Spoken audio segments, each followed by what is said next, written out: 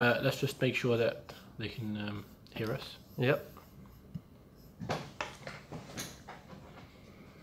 So we just want to make sure that you can hear us, and it looks like you can.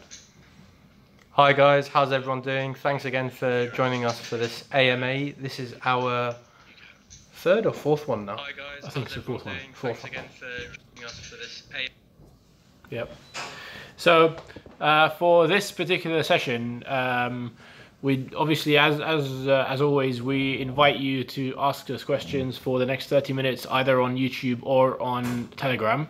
We've also prepared some questions that have been asked by the community but haven't necessarily had an answer, so we'll give them some answers as well on that. Yep, sure.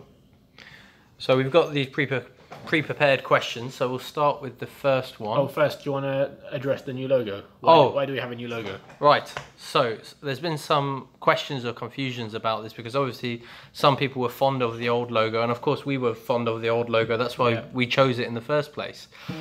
Essentially, in the very early days when we started Medicalchain, we had to choose a logo to go with, and of course budget was very tight. So we chose a stock logo, which is the blue rings, which everybody is familiar with and is now seen in the blockchain community as well as the health community in the UK, especially now since we have our pilot, which will be up and running soon enough. When it came to wanting to use this logo and continue using this logo, we looked into it more and we realized because it's a stock logo, anybody had the right to use that logo for free. We couldn't buy the licensing for that logo or purchase the licensing for that logo. So we decided, because we now want to obviously make sure our brand is strong, and in the coming weeks we'll be releasing more information about other projects which are coming out of the Medicalchain team, we needed to stick to one kind of branding and one kind of logo so that we could kind of follow that pattern going through. So that's why we came up with a new logo.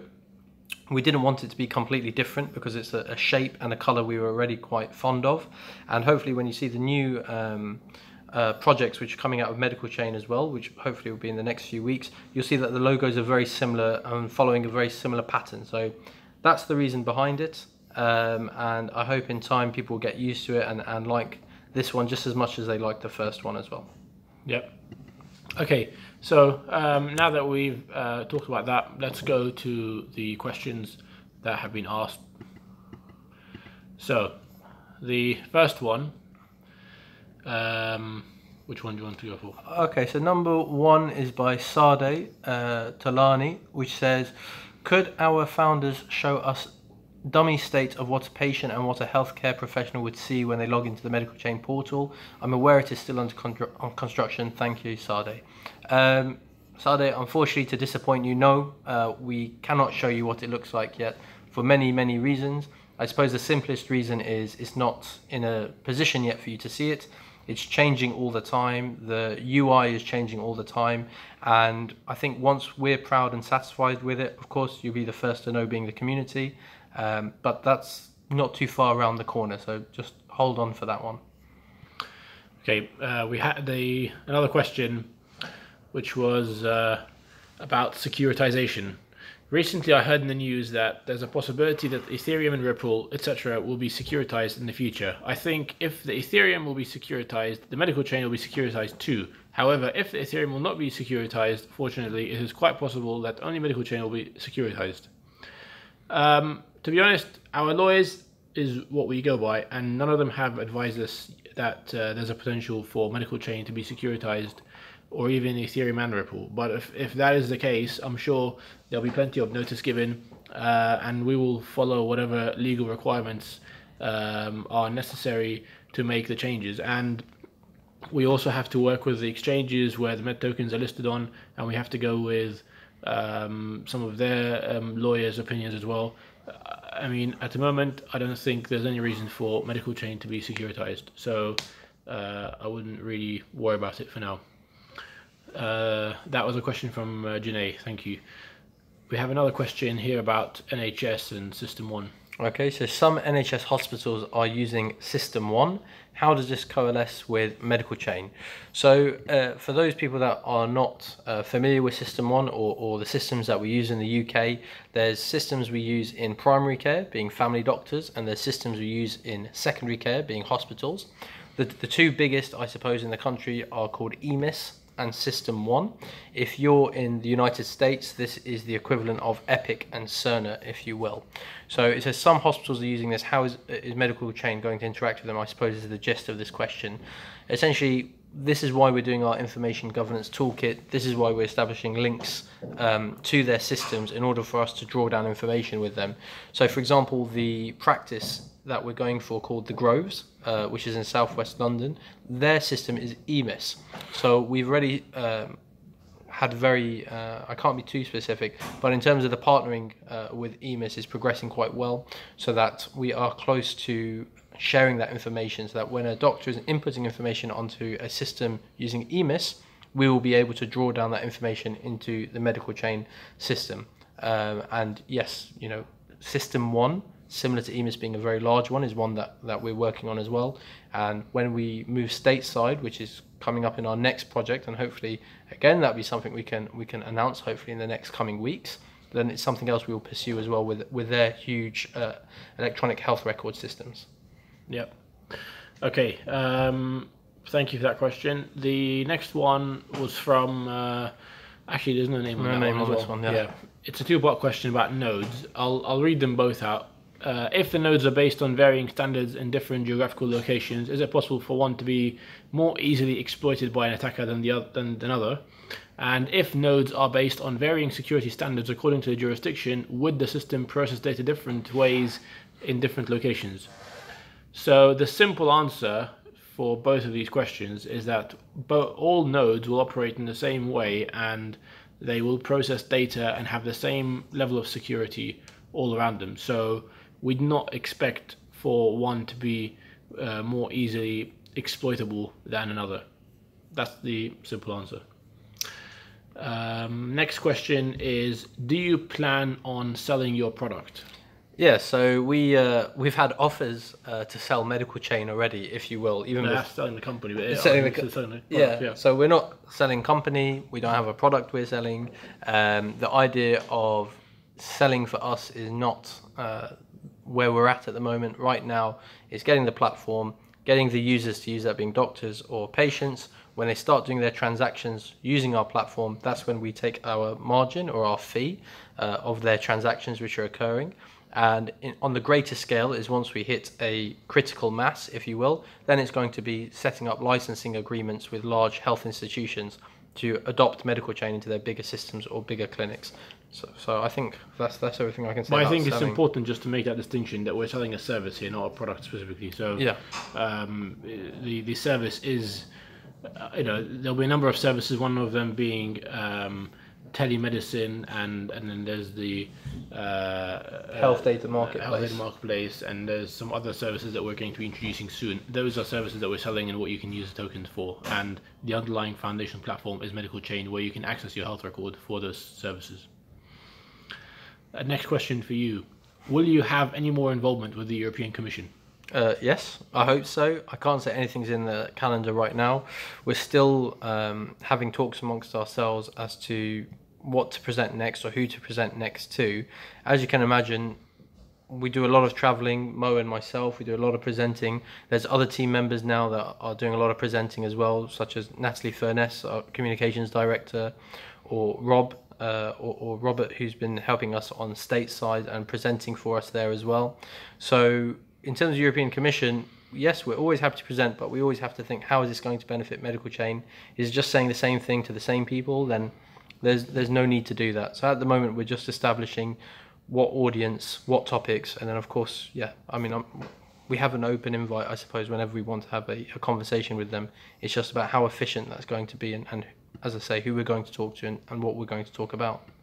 Yep, guys, do feel free to ask your questions on YouTube or on Telegram as well for the next 20 minutes or so. So, next question we had was from NK in the Japanese community. I know that you have had already worked with establishments with the discharge summary website. According to your white paper, you will be establishing links with world-class universities. The white paper said that the link will be established in April, so I asked about the progress of that. Yeah, I mean, universities, I think you just have to look at our events page to see our strong connections respect and cooperation with universities. I myself, I've presented at Imperial University College London. I've presented at Queen Mary's Hospital. Sorry, I've presented at Imperial in London. I presented at Queen Mary's in London. I presented at London University's technological conference where I was on the panel. Mo is presented at LSE. He's presented at Oxford University as well. We are constantly talking to the universities, because even within our team we'll have some interns, if you will, which have come from medical schools or medical students, because this is the next generation of doctors coming through. So it's always important to reach out to the universities, and as it says in our white paper, establishing those connections, and by giving those presentations and drilling down deeper into the hierarchy of those universities and the decision makers there, we hope to eventually place them as node holders within our system as well. Okay. Another question here is from Japan. Are there any plans for a meetup in Japan? We've done so many. We've done a very recent one. Do you have any plans going to Japan? Yeah, the last time I did a meetup in Tokyo was at the end of March. I think it was the 24th of March. And we will always do more meetups in Tokyo when we go there. So I think the next time will probably be around May or June time. We will of course notify the Japanese community. We'll send out emails and let you all know when we are there. And we do try to come back with updates and as much information as possible for the community, because we realize that not all of them participate in our Telegram community. So we do make a point of visiting there and to Korea as well. So we'll let you know when there is one, but for sure we'll do one. And finally, we have a question from Justin Martinez. Any ideas of getting on new decentralized exchanges like AirSwap? So we are always being approached by exchanges, and I think we addressed this in our last AMA as well. It's important for us to get on exchanges that are credible and that will be good and useful for the community, because it's a responsibility for us to list on an exchange, because we're effectively telling you, the community, to go there and buy or sell your tokens, and you have to deposit Ethereum or Bitcoin or whatever in that exchange. So we need to be making sure that that exchange that we send you to is a credible one, and one that you will be safe at. Of course, we don't guarantee any of these exchanges, but we have to do some due diligence. Now, decentralized exchanges, we don't really get a choice, because sometimes they just list a token anyway and it's out of our control. So we don't make the decision with decentralized exchanges, and if they approached us and we had a chat, then fine, but I don't think AirSwap have approached us, so unfortunately not. And we are talking to some larger exchanges as always, so we hope that in the future there will be some more listings on more credible exchanges, and the momentum is going very well. So we did get listed on Bitfinex since our last AMA. Actually, I think it was on the day of the AMA, a few hours later, or our last AMA, we got listed on Bitfinex, which was quite, it was quite an honor for us, and we hope there'll be more in the pipeline as well. So one question I see on my Telegram all the time that comes up is when Binance? When Binance? When Binance? This is the only thing. Have you seen the slap that I normally give on that question? Yes. I always get sent the GIF. Yeah. Look, Binance, we have been in talks with them, but they have their own processes, and when they feel they're ready to list us, they will list us. But at the moment, I think you'll find that most projects that are new are struggling to get listed on exchanges. We're very fortunate that we're already listed on quite a few top tier exchanges, and I think Binance, I can't speak for them. They have all the information about our project, and when they feel the time is right, then I'm sure they will come to list us. It could be that they are prioritizing other projects that have not listed on any exchanges, and they want to list those projects first. So as you know, these exchanges tend to have a capacity as well of how many tokens they can handle at any time, and each exchange operates with its own priorities.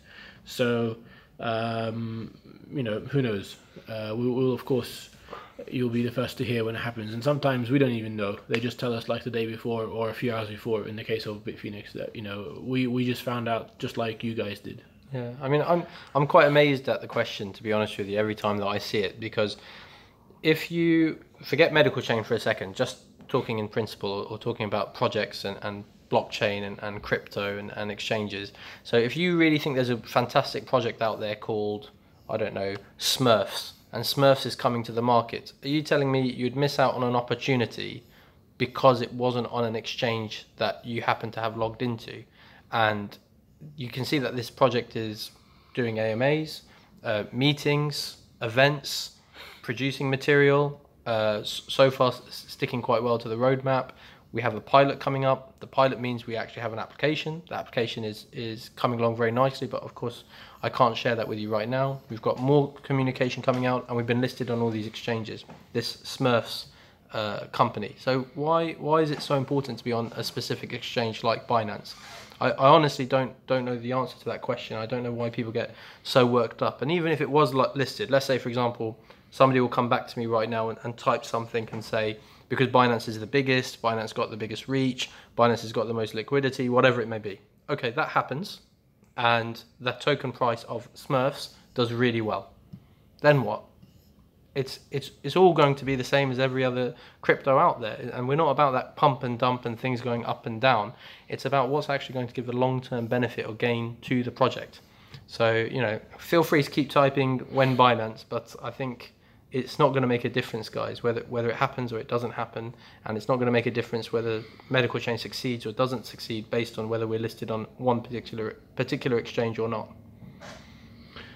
We have a question here. Will you guys develop your own blockchain for medical? We are using Hyperledger Fabric as the blockchain platform. So if you want to read more about it, check the white paper. Right, okay. I'm in a meeting, sorry guys, can't attend. So this is Amen, who's let us down. He's our resident AMA, the guy who asked all the questions. He's massively let us down, and we don't. He's writing here. He wants Tim to submit the questions on his behalf. It's not really good enough. We'll talk about it later. It's probably, you know, the first and last time that this will happen. Amen. So we'll leave it as that. I think it's best to leave it as that with you. Yeah. Fine. Anyway, do we have any other updates? So just some team updates. If you'll notice on the website soon, there'll be some new profiles being added. We've had quite a few people join the team. We've had a new CFO, we've had a new head of operations, we've had a new UX designer join the team. We've got some more developers joining us as well. So these are all going to be updated on the website, and you'll see that. We've also, you can expect a new announcement about a new brand that we're launching, which is going to be powered by Medicalchain. It's going to be our telemedicine application. That's going to be coming out soon as well. We are going to be launching a couple more projects as well. I don't think we'll announce it next week though. I think that will be a bit later on as we work out the names and the brands and just some other logistics that we need to do. But definitely expect more updates from us as things come out. Yeah, and in terms of events, we're keeping the Medicalchain train going. So I'll be in Dubai or Dubai, depending on where you're from and how you pronounce it. So that will be next week, coming up first week of May. You'll find on our events page. There will also be an event in London near Heathrow as well, in the Excel Centre, which will be at the end of the week of the first week of May. We also are working with a meetup called Block 3, which is happening at the end of May. So that will be on our events page soon as well. That's in the Nottingham area of the UK is what I've been told, but we'll clarify details and have that up on our website as well. So we really try to benefit the UK followers, if you will, because obviously we're based in London. This is London behind us, but we try to do an international thing as well because we're an international brand. So we'll keep everything going. I think face-to-face is the best way of doing things, and AMA such as this. We're also speaking at Consensus. So Robert speaking at Consensus. Robert Miller is speaking at Consensus there. I'm a business development director. Might have something good to say there. I don't know. Maybe. Yeah. We'll keep our ears to the ground for that one. Yeah. I see MTN. This is a question. I see MTN price is so low now, even lower in both ETH and USD. I think new release platform will make it better. Could you give us some clues about the platform? What can we talk about platform? So it's going to be a new app, and it's going to be a telemedicine application that allows you to pay in crypto, so pay in MTN, and talk to a doctor around the world. There will be other features as well, and it's going to be a lot better than the ones out there right now. So I don't think I can talk more than that, to be honest. No, I mean, we're trying to make sure that the features within the application work, such as recording your consultation, is something that's quite important to both patients and doctors. So, for example, I've had some doctor colleagues or friends tell me, but surely that's opening us up for liability if patients can now record what happened in the consultation. And, you know, that's just a non-starter argument. You should be confident as a clinical professional of the advice you're giving and the treatment you're giving. And if anything, it's our protection that this consultation can be recorded from the patient's perspective, and also, of course, from the patient's perspective, that they can replay the consultation, because I know that when we're giving a patient advice, they can't retain all of the information. If I say something like, you've got diabetes, now, when you say that to somebody, that can be quite upsetting, and they think it's changed their life, how they're going to drive a car or drive a truck, because there's restrictions if you've got a diagnosis such as that. What does it mean for them, their loved one, their family members? Does that mean they're prone to getting it now as well? And after you say a diagnosis like that, the patient is not listening anymore. And it'd be a great feature, and one that we're going to make sure works within our platform and our application, that you can replay the consultation back to you, so you don't miss out on those key and important points while you're still a bit upset with what you've just heard. So, as always, we welcome community involvement. Please come to our events, come and meet us, ask us any questions you like on Telegram. We're very open, and we're happy to answer these questions ourselves. So, do come along and do participate in the project, and we will do another AMA like this in a few weeks. So, well, we've got a few more questions here. What's from Camille? What is the first sentence that comes to your mind when you think about Medicalchain in the end of 2018? To the moon? I don't know what else you want me to say. I think we will have been we would have started our pilot by then. We'd already be a few months into it. So I'd like to see how we've succeeded, what lessons we can learn from that. And I think that's important as well. You know, I don't want us to come across as the messiahs, you know, telling you how things are done. This is a project that's close to our hearts. So far, we've been quite blessed, and we've done quite well. And we've thankfully had a really supportive team join us and continue to grow with us. But, you know, I hope if there are problems, we learn from them and we move forwards, and none of them are particularly disastrous. So I suppose you wanted a sentence. I think I gave you a speech there. But I'm looking forward to the end of 2018, because a lot would have happened, I predict, from now until then. Yep. Jonas says, does very soon mean weeks or months? I think weeks more. Yeah, weeks. Yeah. If it does turn into months, that'll be because there's something we're not happy with. And that's like everything we've done up until today. You know, I'd rather take the criticism of a delay than produce something that we're not proud of. And then that's our one chance of trying to maintain or better our reputation. And we blew it on something that we weren't even happy with ourselves. Okay. All right, guys. Thank you very much for joining us and for listening. I think we'll leave it there for today. Yeah. And we'll, do ask your questions. If they go unanswered, then we will answer them in this AMA ourselves. Yep. And you've got the community managers that are keeping things going there, so please feel free to ask them any questions. Until the next one, guys. Yep. Thank you very much. Take care. Bye bye. Bye bye.